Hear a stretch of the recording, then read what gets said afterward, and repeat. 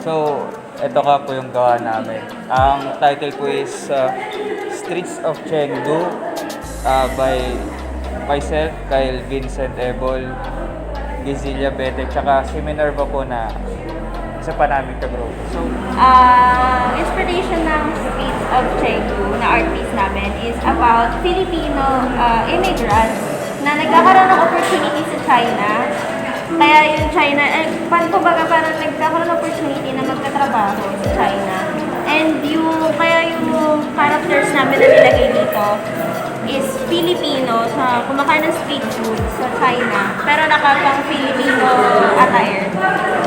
Which is yung barong at saka yung Filipiniana.